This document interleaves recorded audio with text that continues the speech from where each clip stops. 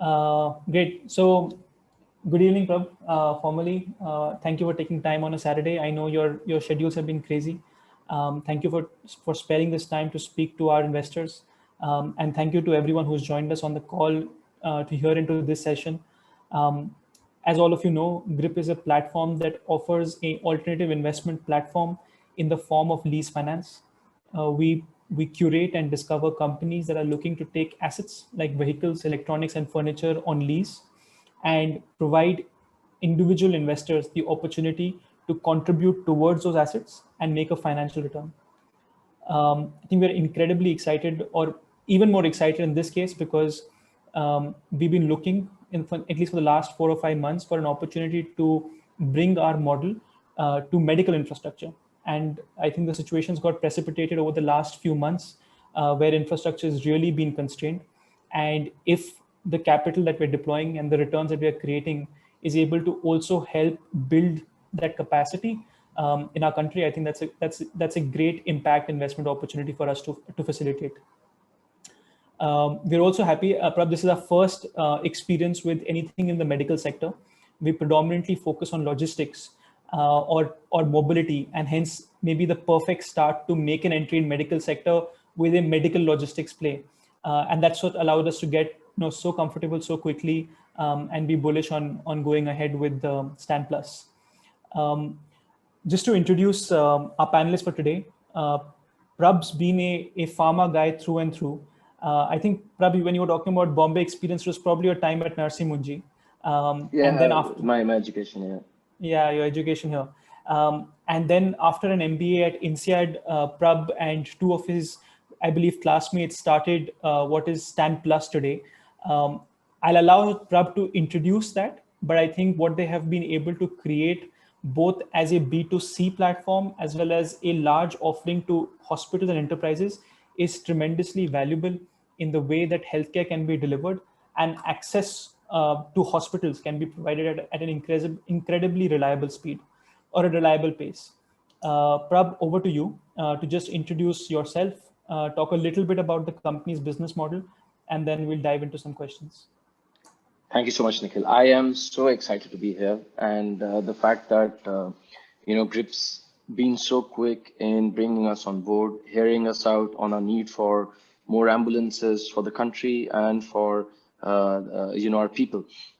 The story is essentially it starts 5 years ago when I was doing my MBA at INSEAD, comfortably positioned to go to Brazil with an offer from Boston Consulting Group. And suddenly, some calling in me essentially said, "Yaar, desh ka kuch karte hain. The country's done a lot for us. I should go back and build this business in Hyderabad." And some of it was also because my parents are in Chandigarh. I live in Hyderabad, and I have spent a lot of time abroad. And for me, it was always about, who's going to take care of them, right? This helplessness is shared with a lot of Indians abroad, a lot of Indians that are staying away from their home within India as well. So for me, it was more about optimizing for my own family, that at least I should be able to build a system for them so that if they call someone is empathetically picking up a call and saying, "Don't worry, we'll help you," and arrive on scene in 12 to 14 minutes and take good care of them, right? So that's how the story started. We've done phenomenally well over the last 4 years. And today in the back end, we run ambulance systems for large hospitals like KIMS or Sakra in Bangalore, Krishna Institute in KIMS, again in Hyderabad, AIG hospital here, a couple of hospitals in Coimbatore. So we are so good at what we do that in fact, hospitals have decided not to buy ambulances anymore, but run it completely on network basis with us. So rather than have 2 ambulances positioned, they work with a network of 300 in a city. So enabling their patients to be picked up quicker. At the same time, we work with clients like Google, Facebook, Microsoft, GE, Pepsi, all the multinationals. We provide them both ambulances and non-ambulance support on the medical side of things. So this is where the business is. We've done really, really well in terms of the clients that trust us, the NPS that we enjoy, and also the unit economics that we are able to bring to the table with every ambulance that we purchase and we deploy. Great. And I think some of that growth reflects in your numbers. But probably if I could just maybe for the benefit of our investors, break that, the business model into a few components. Let's talk about the piece that, at least to us, was in the easiest to understand and exciting as well. You work with hospitals like an Apollo or a Dr. Reddy's, where, as I understand, they leverage your network of ambulances for their service. What does it mean for a person when they call up an Apollo hospital? Is it your person picking up the call and then sending them an ambulance? Is that how we should understand it? Correct. So what happens is that, say, Sakra in Bangalore, if Sakra has a number they always used to have for emergency. Post us coming in, if you call into their number, the call is actually answered by us in Hyderabad.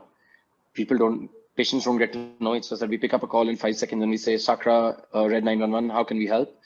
And then let's say the patient is 30 kilometers away from the city.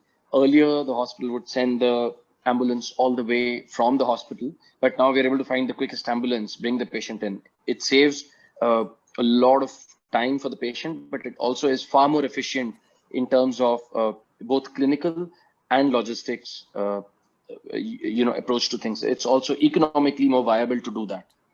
Got it.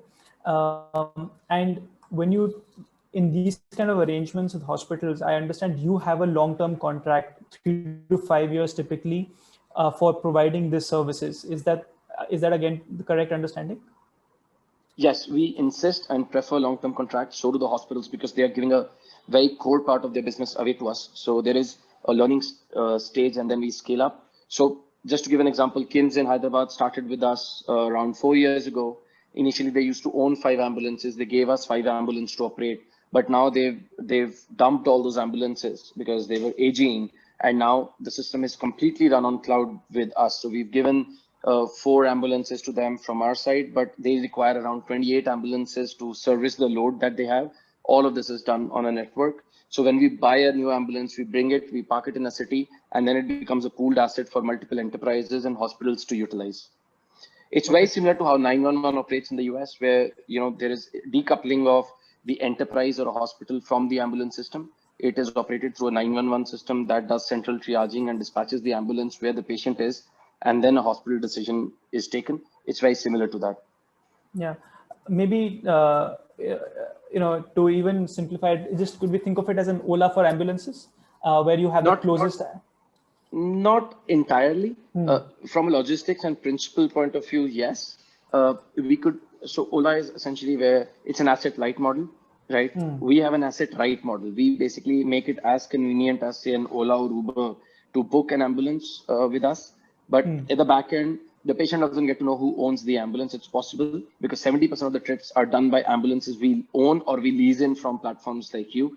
And that is a much higher profitability. But at the same time, this is the biggest hoarding for us, right? An ambulance is a high impact hoarding, high impact advertising platform. So we are able to get that Red brand that we own, Red Ambulances, out there and be more visible. So 70% of the trips approximately are done through our own owned or operated system, and 30% is done through an Ola/Uber platform. Got it. Okay. I think a question we've just received is very relevant to this, the right ambulance rather than just the ambulance itself. How are these ambulances equipped? Are they all equipped with the right medical instruments? Are there different kind of, types of ambulances? And do they also have a trained person who's on your payroll or on the payroll of a hospital? How does that work? Absolutely. We are the best in the country by far, right? So if you look at the clients that trust us, we give their ambulances to Apollo. We work with Fortis. We work with, Asian Institute of Gastroenterology, arguably the best in the country for gastro. So we work with some of the best vehicles. We directly partner with OEMs, with Force or Tata. We directly partner with ventilator companies, with Philips and others. And at the same time, our paramedics, our drivers are all trained, uniformed, and they go through rigorous on-job training as well. So essentially, when people experience our system, I often get a comment that it's what they will expect in a Western country and not in India. Okay, understood. You also mentioned that you work with some corporates like a Flipkart, etc., to provide this. Is that something that is in-house to them? An ambulance which is standing for their employees because they have large corporate complexes and they may require emergency help. Is that the kind of arrangement? True. Also, it is in factories with more than 250 or 500 people, dependent on the state that is governing. There is a regulation called, or an act called Factories Act 1948, which when updated last year also essentially says that for any factory, it is important to have an ambulance room on site. And since this was in 1948, where the definition of an ambulance was different than it is now, so that ambulance room essentially classifies as an ambulance. So imagine all ABB's factories, Hitachi's factories, we have our ambulances parked there full time. So what we do is we lease in an asset from your side, and we park there at corporate side, right? So we make our deltas on returns there. So our clients there include the likes of Apple, Microsoft. We are giving vehicles to Google. We are giving vehicles to ABB. We have all large multinationals today are looking for qualified operators. Previous to us, what used to happen is a company like TCS that needs to have 80 ambulances parked across 80 corporate sites would have 80 different vendors for this, all local. Sure. And imagine for TCS spending so much amount of time on qualifying each and every vendor and then managing them. So instead now it's one provider like us that buys at scale, buys cheaper, and deploys at scale. Understood. Okay. There's a question here from Siddharth. I'll just take that up because it's relevant to this discussion. Is how are some of these contracts priced, and not the exact commercial, but just the commercial model of it? Is it a fixed price contract? Is it based on the number of patients served? How does that typically work? For what? For you mean how do we price a case? How do you price what you serve to hospitals as well as corporates, and the factories? How do you typically price those contracts? Amazing. So we have a model that is a platform on one side and marketplace on one side. So we sell the platform. That means we sell access to our network. So hospitals pay us monthly, enterprises pay us monthly to get access to our network, and then we charge on per incident basis. So for example, a large hospital is going to pay us a couple of lakhs per month to get our network of ambulances, and then we are going to charge on every case that we do on their behalf. So this is a very profitable model because we are able to not only cover our fixed and variables on the subscription, we also make a small margin, but then every incident becomes a profit center for us. Understood. Okay. Very, very useful. When you think about the regulation in the sector, and I link it also to a question on competition, are there some regulation that you need to follow to operate ambulances? I'm assuming the answer is yes, but maybe you could throw, not too much detail, but throw some light on that. And second is, in the case of us leasing those ambulances to you, are those regulatory requirements on our part, on the lessee part, or on the leaser part, or are they still on you? I think that clarity will be useful for investors. Right. And finally, sorry, why don't you answer this and then I'll pick up the next one? No, go on. Ask me the third question. How does that flow into how you see competition? Is that a big bottleneck to competition coming in, or are people like TOPS, Medi Ambulance? Do you see a lot of these players also coming into the market? Very interesting. Right. So whenever there is a strongly regulated market, you will see large consolidated players exist because the cost of meeting that regulation is usually quite high. However, in ambulance market, you currently will see a lot of these ambulance operators. The archetype of those are that guy used to be a driver, realized how profitable it is to own an ambulance, and went and bought an ambulance from the showroom. So the answer to your third question actually reflects the first question, right? So the competition is extremely high in the fragmented space, but that is where the opportunity is. There's about 30 to 35,000 ambulance operators in the country. And the reason there is so much fragmentation is because there did not exist any regulation on who can be an ambulance operator, right? So for example, if you have to open a pharmacy today, a chemist today, you need to have a pharmacist under whose name the chemist will be registered, right? If you have to open hospital, we all know the different regulations, right? From fire to clinical to oxygen to NABH, right? There are so many governing laws and there are so many compliances to go through. Unfortunately, and I say this unfortunately today because it reflects in the general emotion around ambulances that they're overpricing. Unfortunately, there is no entry barrier to who can be an ambulance company. So today, all of us here, and I mean everyone, including maybe your GripBot, can be an ambulance operator, right? It's that easy. Where is the difficult part is, there is a regulation around what an ambulance is. There is no regulation around who an ambulance can own an ambulance.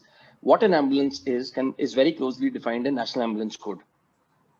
It's if you search for National Ambulance Code, AIS 1, Automotive Industry Standard 125, It's the first PDF that pops up. It's a 75, 80-page document. And that governs the OEM. So that is applicable to the Fords, Tatas, and Mahindras of the world. Okay. So this is now going to answer your second question. The regulations are not applied to us.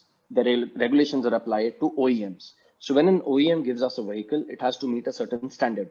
And this was applicable prospectively from 2018 onwards. So all ambulances that are old are legal.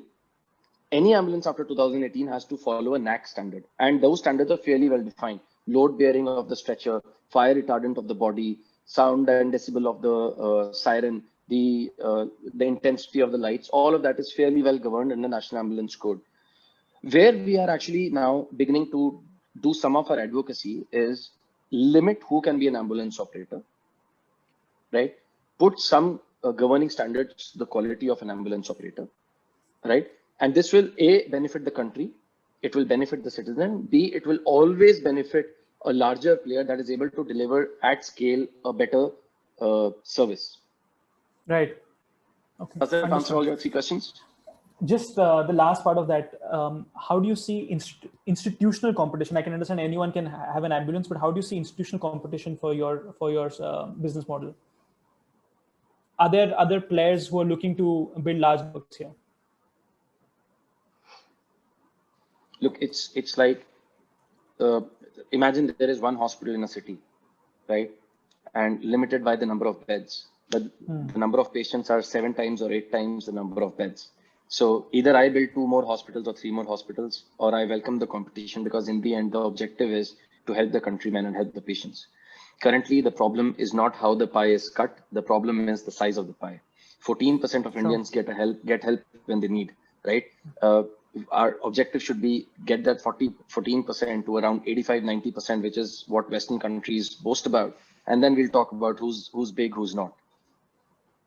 Oh, absolutely. I completely agree. And I think that answer defines everything in medical equipment, right?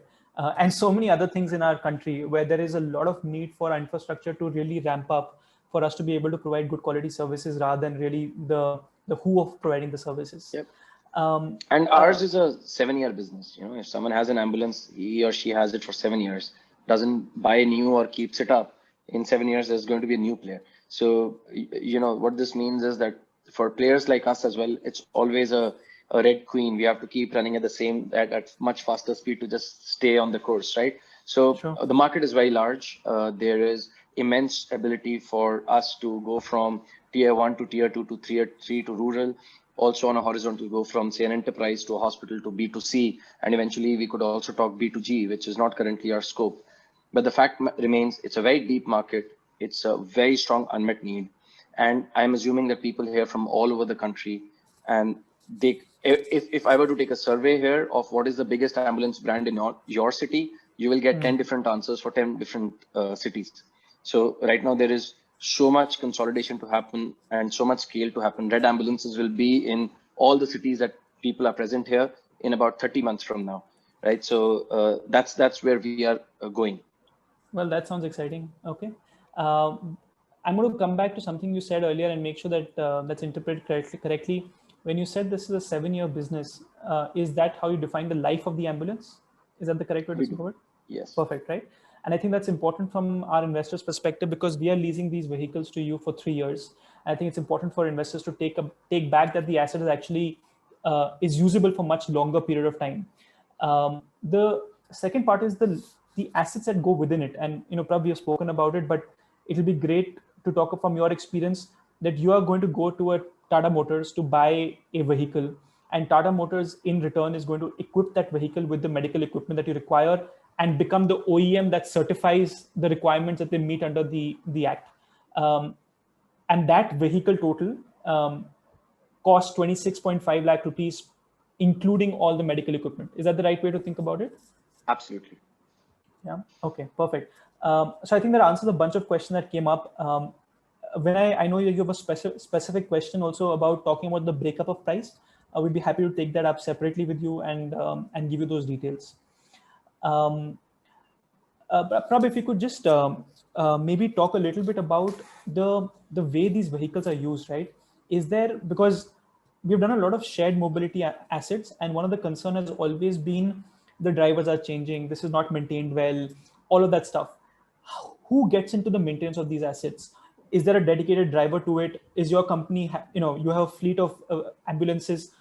Have you had issues with maintenance, etc.? Could you throw some light on that, please? So what is the average revenue of a shared mobility asset that you've seen in your experience? So we have done everything from electric two-wheelers to electric trucks. The electric truck obviously is much, much higher. But I know where you're going, so let me give you the answer. It's about 2,500 rupees a month. How much? For 2,500 rupees a month for an electric bike. Is the revenue per bike per month? Yeah, yeah. So an ambulance we expect to earn between 2.5 to 4 lakh rupees per month. Yeah. So, that means that the team I'm putting in to maintain it should very well justify that revenue, right? If revenue drops below that, then it's a problem. And in today's scenario, an ambulance can make up to 8 lakh rupees a month, right? If it is maintained well. So in the end, it's about the utilization, and it is about keeping it's an airline business, right? If I'm able to keep it in the air, I'm making money.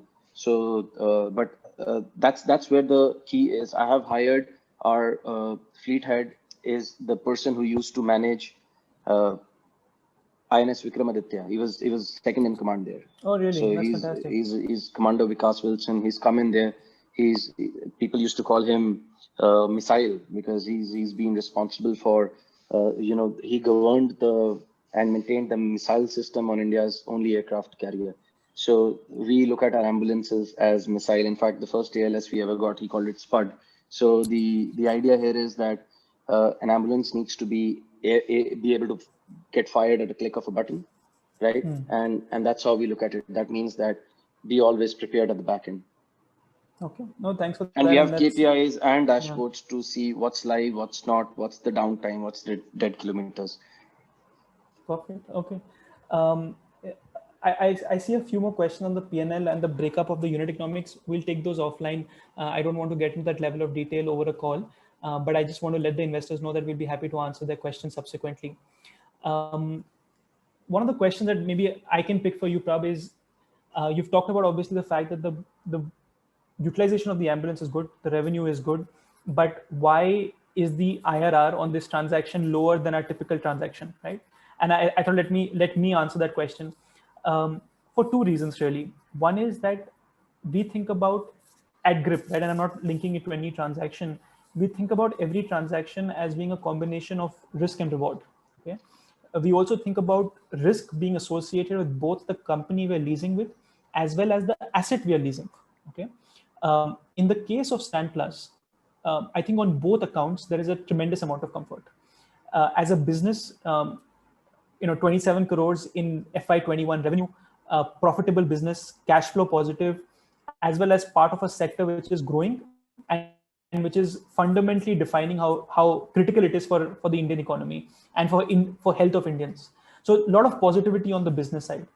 On the asset side, the asset is a proven, tested, a vehicle with tremendous amount of resale value in the case of default. So this decided the commercial reason for why the IRR is lower. StanPlus as a company also has access to debt financing from several banks for purchase of these assets. And hence, from StanPlus's perspective, the cost of financing had to be competitive with bank finance. What bank finance told us was that this is again once a very safe asset or an investment to go after. The second reason why we have kept the commercials low, honestly, is because of the timing of this investment. We believe that if we can support companies with StanPlus with more ambulances rather than less ambulances, I think that's what the country requires. And hence, we have created this to be the first impact investment opportunity within Grip. At our own end, Grip has written off all of its fees. In fact, Grip has contributed 10 out of 2.5 crores, 10 lakhs from Grip's side as an investment into this, in addition to what the team does on their personal basis. So I think we've looked at this transaction very differently. We are hoping that our investors and our users also look at it differently in the light of the situation that we are in, and that sort of defines the returns. Prab, obviously, would love for you to add if you want on anything on these points that I've mentioned. Nikhil, so you've taken up most of the heavy parts. My while I cannot comment on the IRR that you're offering on the platform, Sure. I think I look at my opportunity cost. So Yeah. I raise money from HDFC at 8.25%, 25 basis points here and there. From most of the NBFCs, we raise money at 10.5, 11%. And so my dad makes fun of me. He says कि तेरे को इतना पढ़ाया, 2 MBA कराई और तू बन तो ट्रक वाला ही गया ना. So सरदार का वो जो खून रहता है. So we basically look at it in a very कि कितना मेरे को कैश देना और कितना मेरे को कैश आना है, right? So what I believe is, as a company, we don't overcharge, right? You are seeing these stories of 30,000, 40,000. So we are very, very transparent and extremely, how do I say this? Extremely honest with the work we do, right? So we need to put a certain IRR behind every asset to continue growing. We don't want to stop at 10 ambulances. We need to put 3,000 ambulances over the next 5 years. The country needs that. And it is only possible if a brand is created, my WACs are low, right? I am able to repay on time. I am able to manage my working capital. So for all of this, I believe what Grip offered, and both from the platform and as their own goodwill of contributing to the fundraise, I believe it will do a lot of good in getting more ambulances on ground, being able to pay back, what is due monthly, and at the same time being able to maintain these assets in a go-live condition to be able to then generate the working capital required. Yeah. No, thanks for adding to that answer.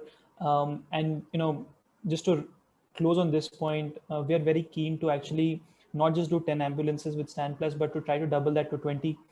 There are a few messages that I've received about people wanting to do a single ambulance, investing in the full ambulance. Yeah. I would encourage them. I saw the message from you, Yasmin. I would really encourage you to reach out to us separately after this. We would be very happy to facilitate that, whatever we can do towards this, while at the same time creating an investment opportunity for you that is significantly higher than what you're earning from other fixed income opportunities, especially on a risk adjusted basis. I think it's the combination of both investment returns and social impact that we're trying to create here. To add on to that, Prabhav, Nikhil, yeah. we and don't fire me for saying this after the call, but for people who generally tend to give us an ambulance of their own, we do also have an opportunity to put their family or their trust name on the ambulance, right? Sure. So which is contributed by, or in memory of, in service of. So many people like that, many people don't. So I'm just saying it out loud. That option remains. Yeah. No, I'm really glad to hear that. And we've, on a side note, I think with some of the brands that we work with, we have been able to create non-monetary value for our users, often ability to use their services at a discounted rate. And if we can do anything, whatever we can create as an incentive for increasing more ambulances, I think we're happy to do that. The other questions, two other questions before we conclude for the session. One is, what are the typical risks that are associated with your business model? I think we've spoken about the good stuff, but what do you think and what do you worry about that may go wrong? Right. I worry about three things primarily. One is killing a patient, B, killing a contract, right? Okay. And C, killing the business. And it's 1, 2, 3 in sequence. You kill a patient, you kill a contract, you kill the business, right? So that how do you not kill a patient is just making sure that you have the best people, best ambulances, best equipment there, and then you leave it up to God, right? How large hospitals do. So they have best doctors, they have great equipments, and they do it day in, day out to get that clinical excellence. Right. How do you not kill a contract is you make sure that your ambulances remain workable. You have more ambulances than they need, you forecast for the client, and you're able to expand when they expand. So many of the contracts that we have, many hospitals, when they put a new hospital, they basically say, hey, 2 months mein ambulance chahiye. They wake up at the last minute. Or like one of the largest software companies told us 10 days ago, I need 4 ambulances in 4 different cities. Can you do it? I'll pay this much money to you, right? We've been chasing them for 2 years, and when they give us 10 days, you don't kill that contract, you get that contract. So, right. So, and see how you not kill the companies. You make sure you have insurance covers. You make sure that you work with your liabilities mapped out and you risk mitigate almost all of them. You make sure that simple things like you're doing drunk testing for your drivers, right? So these are the things they keep me up at night. Don't kill a patient, don't kill a contract, hence don't kill the company. And is the medical practitioner that's in the ambulance also a Stan Plus employee? We Okay. are full stack. So when you We are full stack. 70% of the okay. cases, it's a Stan Plus employee, and that's all where the high risk cases go. But there are many patients who got, let's say someone got a knee surgery in Mumbai, has to go back to Pune. It's a low risk case, doesn't require a medical practitioner sitting. It's a patient van. There we Right. just give it to someone else's system and make our commissions on it. Understood. Okay, got it. That's useful. Last question on this is, how do you think about your expansion plans? What's the next 2-3 years look like for you in terms of fleet, area of coverage, other key metrics that you are tracking the business? Great. So let me give you a 3-year vision of mine. In 3 years, about 75% of the top 300 hospitals in the country will be working with us. We'll be covering 10 million, so that's 1 crore employees through our Red Assist platform. That means they will call us in case anything goes wrong. We will be present in 30 cities in the country with at least 50 ambulances in each city, owned by us. So that's about 1,500 ambulances, and then we'll see compounding happen from there on. We will see a slight expansion into horizontal categories. So could we create a red clinic, right? Because someone asked here a question, where do you take the patient? There is no bed availability. So could a red ambulance create a red clinic? Perhaps, right? We'll also, by then, would have raised around between $30 to $60 million in VC capital. Currently, we are fundraising. We are in the final stages of closing a 12 million round with some of the largest VCs in the country. So that's how I see in 3 years. I'm a superstitious man when it comes to business. In my own life, I'm not. So, God willing, we should do that in 2 years instead of 3. Yeah, and God willing, we hope to partner with you in that journey and create these opportunities for you to increase your capex through an opex model. Prabha, I'll take a couple of questions that are more directed towards us as a platform, and if you want to add in, just feel free to jump in. Pawan, you've asked a question about default percentage. I'm assuming that relates to Grip's default percentage with respect to prior transactions. If it's something else, please correct me. We've currently not had any default on the platform. There's been also no delayed payments on any of the transactions we have done. We have till date done about 55 leasing transactions across the sectors of vehicles, electronics, and furniture.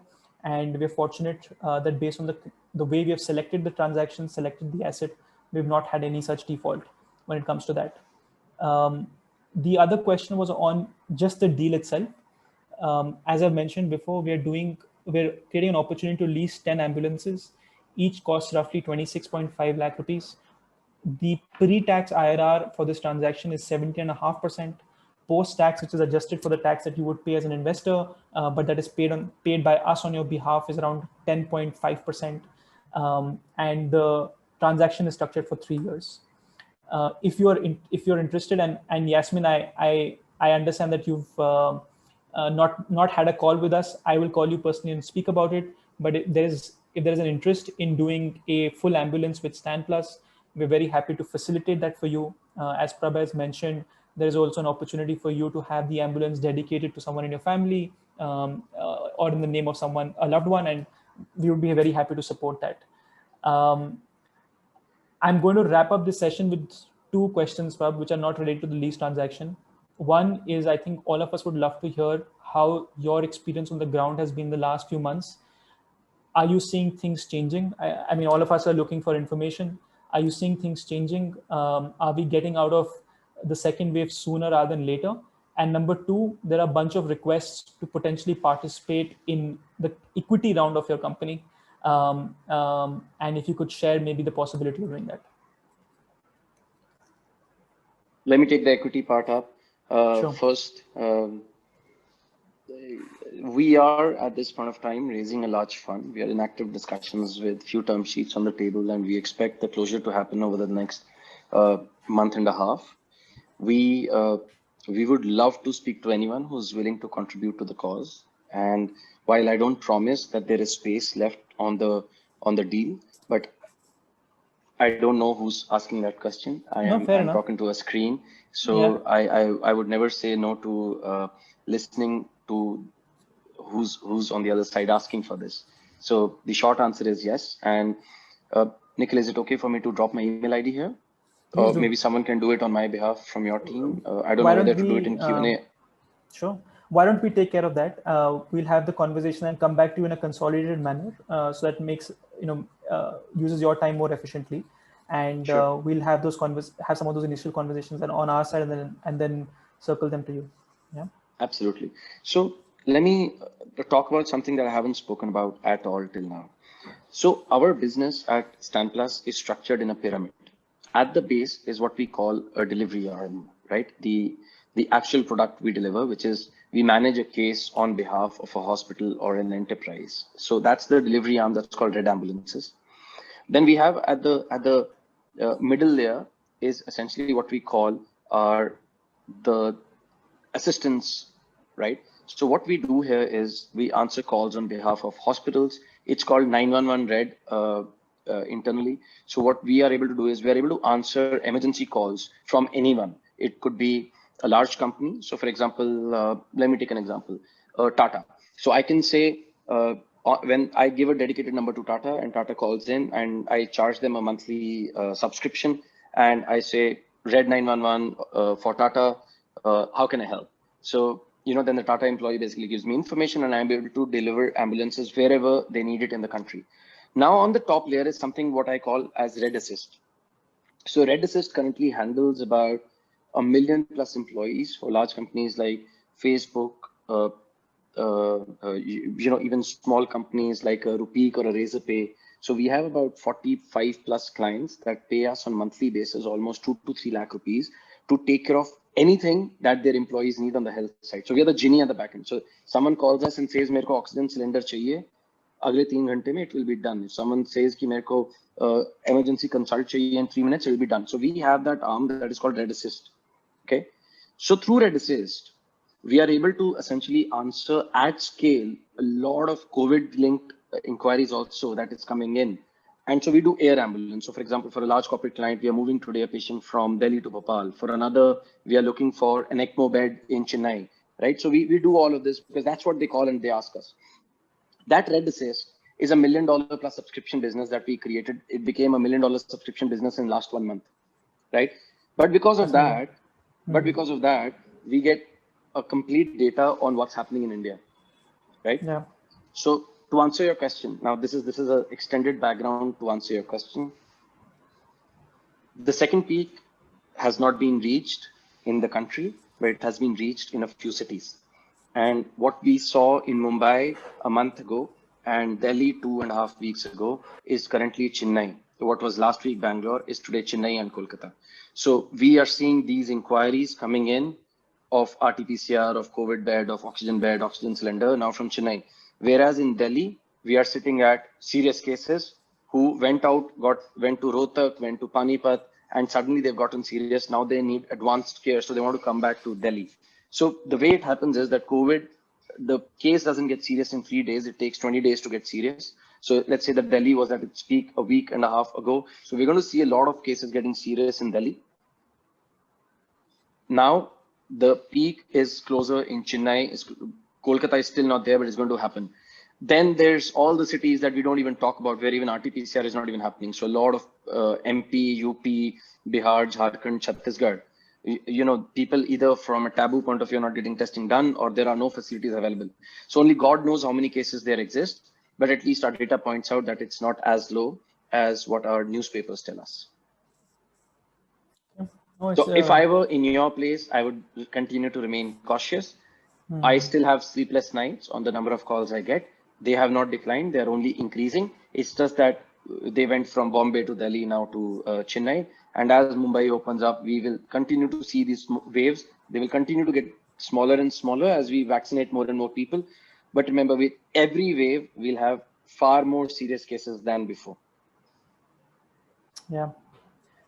Yeah, it's a terrible situation. But thank you for sharing light on that. And I think all of us can do is stay indoors, stay safe, and help wherever we can.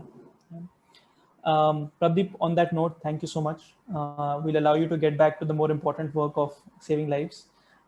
Thank you for taking out time, and I would just thank everyone who joined the call for an incredibly interactive session. My job was made much easier. I was simply fielding the questions. I didn't have to put my mind to the questions that we were asking, but just shows the interest in the business that you have. And we'll definitely be channeling those queries for ambulances as well as equity to you from our users. Yeah. Please Thank take you. care, and thanks Thank everyone. you, everyone. All right. Thank you. Stay safe.